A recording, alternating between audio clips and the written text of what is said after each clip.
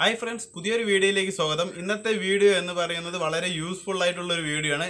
YouTube channel തുടങ്ങിയ നിങ്ങൾക്ക് എല്ലാവർക്കും ഉപകരിക്കും. കാരണം മോണിറ്റൈസ് കിട്ടിയവർക്കാണെങ്കിലും പുതുതായി ചാനൽ തുടങ്ങിയവർക്കും ഈ വീഡിയോ കാണുക വഴി അവർക്ക് മോണിറ്റൈസ് ആയാൽ എങ്ങനെ എന്നുള്ളതും കൂടി ഈ വീഡിയോ കാണുമ്പോൾ നിങ്ങൾക്ക് ഉപകരിക്കും. നമ്മുടെ ഏറ്റവും വലിയ കടമ്പ എന്നുള്ളത് നമ്മുടെ ചാനലിൽ ആഡ്സ് വരിക, അതായത് മോണിറ്റൈസ് ആയി കഴിഞ്ഞാൽ പരസ്യം വന്നിട്ട് അതുവഴി ഏണിങ്സ് ലഭിക്കുക എന്നുള്ളതാണ്. പക്ഷേ പലവർക്കും ഉള്ള തെറ്റിദ്ധാരണയാണ് ഇന്നത്തെ ഈ ഒരു വീഡിയോ കൊണ്ട് ആ ഒരു പ്രശ്നം അതായത് ദൂരീകരിക്കാൻ പോകുന്നത്.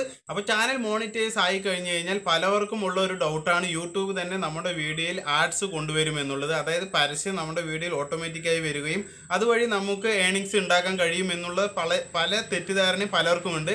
അപ്പോൾ സാധാരണ എന്താണ് ചെയ്യേണ്ടതെന്ന് വെച്ചാൽ നമുക്ക് വൈറ്റ് സ്റ്റുഡിയോയിൽ പോയിട്ട് ഇതിൻ്റെ കാര്യം പ്രോസസ്സിങ് നിങ്ങൾക്ക് പറഞ്ഞു തരാം. വ്യക്തമായി നിങ്ങൾ മനസ്സിലാക്കി വയ്ക്കുക.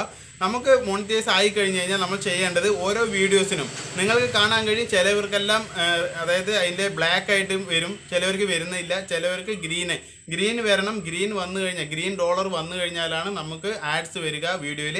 അപ്പോൾ അത് എനേബിൾ എങ്ങനെ ചെയ്യേണ്ടതാണ് നിങ്ങൾക്ക് കാണിച്ചു തരുന്നത്. അതായത് നമ്മൾ എന്ത് ചെയ്യണമെന്ന് വെച്ചാൽ നമ്മുടെ മൊബൈലിലുള്ള വൈറ്റ് സ്റ്റുഡിയോ ഓപ്പൺ ചെയ്യുക. വൈറ്റ് സ്റ്റുഡിയോ ഓപ്പൺ ചെയ്ത് കഴിഞ്ഞാൽ ഇതുപോലെ നമുക്ക് വീഡിയോ ഫയൽ ഇങ്ങനെ വരുന്നതായിരിക്കും. ഇങ്ങനെ വീഡിയോ ഫയൽ വന്നു കഴിഞ്ഞാൽ ഏത് വീഡിയോയിലാണ് നമുക്ക് എനേബിൾ ആവാത്ത ആ വീഡിയോ സെലക്ട് ചെയ്യുക. അപ്പോൾ ആ വീഡിയോയിൽ ബ്ലാക്ക് ആണെങ്കിൽ സെലക്ട് ചെയ്യുക. അതിന് ശേഷം മുകളിൽ നമുക്ക് പെൻസിലിൻ്റെ ചിഹ്നം കാണും, ഈ പെൻസിൽ എഡിറ്റിൻ്റെ ചിഹ്നം. അതിൽ ക്ലിക്ക് ചെയ്ത് കഴിഞ്ഞാൽ ഇവിടെ നിങ്ങൾക്ക് basic info, monetization, advance settings, advanced settings ഇങ്ങനെയുള്ള ഓപ്ഷൻസ് ഒക്കെ വരും. ഇതിൽ നമുക്ക് മോണിറ്റൈസേഷൻ എന്നുള്ള ക്ലിക്ക് ചെയ്യുക.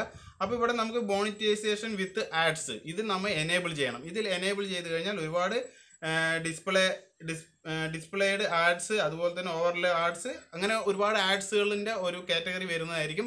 ഇതെല്ലാം നമ്മൾ എനേബിൾ ചെയ്ത ശേഷം മുകളിൽ സേവ് എന്നുള്ള ഓപ്ഷൻ ഉണ്ട്. ഈ സേവ് എന്ന ഓപ്ഷൻ നമുക്ക് ചെയ്യുകയാണെങ്കിൽ ആ വീഡിയോയ്ക്ക് മോണിറ്റൈസ് എനേബിളായി $green വരുന്നതായിരിക്കും. നമ്മൾ ബാക്ക് പോയ ശേഷം ഒന്ന് റിഫ്രഷ് ചെയ്ത് കഴിഞ്ഞാൽ നമ്മുടെ ആ ഒരു റിഫ്രഷ് 1-2 സെക്കൻഡിനുള്ളിൽ ആ ചാനലിൽ ആ വീഡിയോസിന് $green കാണുന്നതായിരിക്കും. ഇങ്ങനെ നിങ്ങൾ എല്ലാ വീഡിയോസിനും ചെയ്യണം.